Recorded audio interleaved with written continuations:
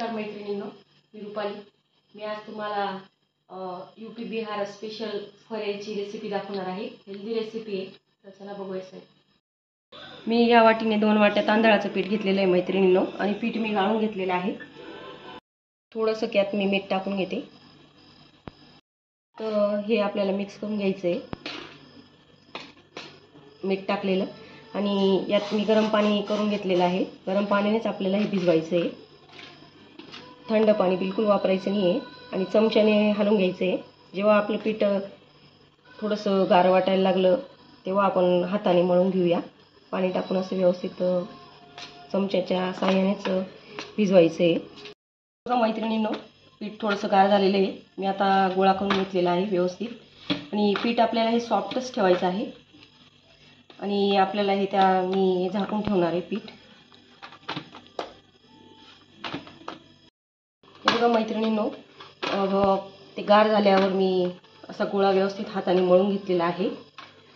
असा मऊसरच गोळा भिजवायचा आहे आपल्याला, एकदम असा कडक नाही भिजवायचा आहे। आणि आता आपण हा गोळा बाजूला ठेवून देऊया झाकून। आता हे झाकून मी पीठ बाजूला ठेवून देते। मी हरभऱ्याची डाळ घेतलेली आहे, भिजवून घेतलेली आहे मी 3 ते 4 तास। बघा डाळ छान भिजून गेलेली आहे। आता मी यातलं पाणी काढून घेते। बनवतो त्यामध्ये हे आपल्याला याचं बॅटर भरावं लागतं। तर आता त्याच्यासाठी आपण काय मटेरियल लागतं ते बघून घेऊया। मी हरभरा डाळ 1 वाटी घेतली होती, ती भिजवून घेतलेली आहे। हे मी लसूणच्या पाकळ्या घेतल्या आहे 10-12। थोडा लसूण आपल्याला जास्तच वापरायचा आहे, कारण त्याची चव छान लागते। अद्रक घेतलेला आहे मी, 7-8 मिरच्या घेतल्या आहे हिरव्या, आणि लाल 3 मिरच्या घेतलेल्या आहे, आणि कोथिंबीर घेतलेली आहे। अर्धा चमच्याच्या थोडं कमी मी हिंग घेतलेला आहे, 1 चमचा जिरं घेतलेलं आहे, 4 काळी मिरी घेतलेला आहे, आणि चवीनुसार मीठ टाकून घ्यायचे। मिक्सरचं भांडं घेतलं आहे मी, त्यात मी मिरच्या, लाल मिरच्या, अद्रक, लसूण, ही जी मी जिरं घेतलं होतं ते, काळी मिरी, हिंग, हे मी सगळं आता मिक्सरमधून वाटून घेणार आहे। हे बघा मैत्रिणींनो, मी जाड बारीकच वाटून घेतलेलं आहे आपलं हे तयार झालेली पेस्ट। आता मी याच्यात काढून घेते। पेस्ट मी या भांड्यात काढून घेतलेली आहे। आता आपल्याला डाळ वाटून घ्यायची। आता मी डाळ वाटून घेते। तर डाळीत आपल्याला पाणी बिलकुल वापरायचं नाही मैत्रिणींनो, कारण आपल्याला पातळ नाही पाहिजे बॅटर, त्याच्यामुळे आपल्याला थोडा वेळ लागेल, पण आपल्याला डाळीत अजिबात पाणी वापरायचं नाही। आपल्याला जाड बारीकच डाळ दळून घ्यायची आहे, एकदम बारीक नाही करायची आहे। मी आता दळून घेते। हे बघा मैत्रिणींनो, जाड बारीक अशी मी डाळ दळून घेतलेली आहे। तुम्ही अगदी थोडासा पाण्याचा शिंपडा मारू शकतात। मी 3 ते 4 वेळेस चालू बंद केलं, त्यावेळेस व्यवस्थित डाळ बारीक झाली। पाणी जर वापरलं तर ती पातळून जातं, त्यामुळे आपल्याला पीठ पातळ नाही व्हायला पाहिजे, त्यामुळे थोडासा कच शिंपडा मारायचा आहे जर गरज वाटली तर।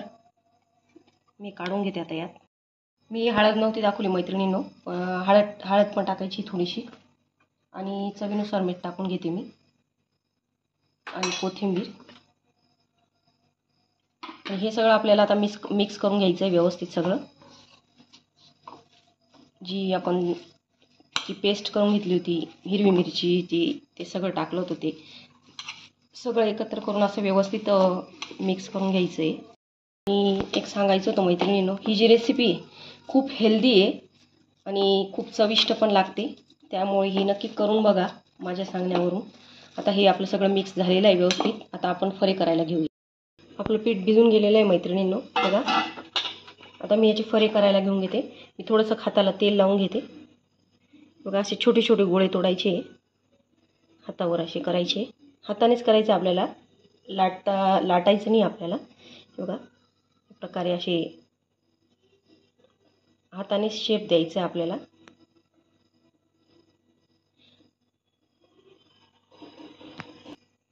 हे असं झालं का, यामध्ये हे जे आपण हरभऱ्याच्या डाळीचं मिश्रण केलेलं आहे ते भरायचं आहे आपल्याला। आणि हे बघा या प्रकारे असं वाळायचं आहे, हे असं चिटकून द्यायचं आहे त्याला। हे बघा, हे बघा, आणि आपल्याला याला स्टीम करून घ्यायचं आहे।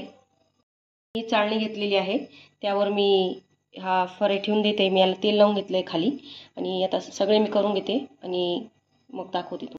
मैत्रिणींनो, पूर्ण सगळे फरे करून तयार झालेले आहेत, आणि मी स्टीम करण्यासाठी पाणी ठेवून दिलेलं होतं. तर पाणी पण आपलं छान तापलेलं आहे. आता मी हे फरे स्टीम करण्यासाठी ठेवून देते.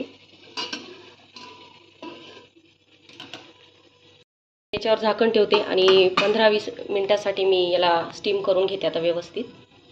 हे फरे स्टीम होत आहेत तोपर्यंत आपण चटणी करून घेऊया. मी हा एक टमाटा घेतलेला आहे चिरून, लसूण घेतलेला आहे थोडासा, 3 हिरव्या मिरच्या घेतलेल्या आहे, कोथिंबीर घेतलेली आहे, चवीनुसार मीठ.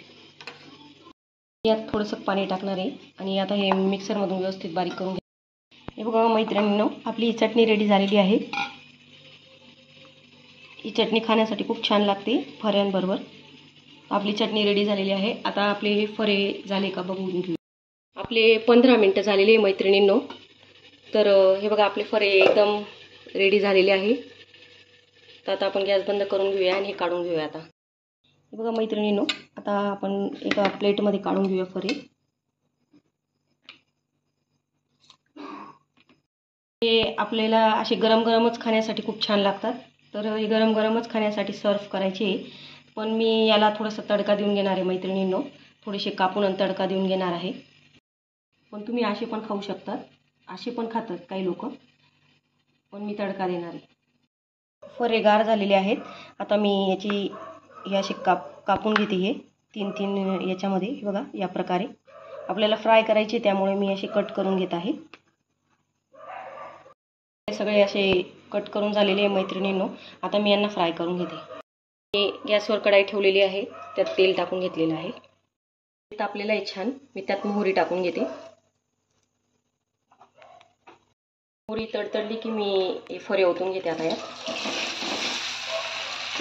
छान फ्राय करून घ्यायचे व्यवस्थित. बघा आपले फरे परतवून झालेले आहे. 3 ते 4 मिनटं छान परतू द्यायचे तेलात आणि आपले फरे रेडी झालेले आहे. आपले फरे आणि चटणी ही तयार झालेली मैत्रिणींनो. तर नक्की ट्राय करा माझ्या पद्धतीने फऱ्याची रेसिपी आणि चटणी. माझे व्हिडिओ आवडत असेल तर माझ्या चॅनलला सबस्क्राईब करा, लाईक करा, कमेंट करा आणि मला सपोर्ट करा. धन्यवाद.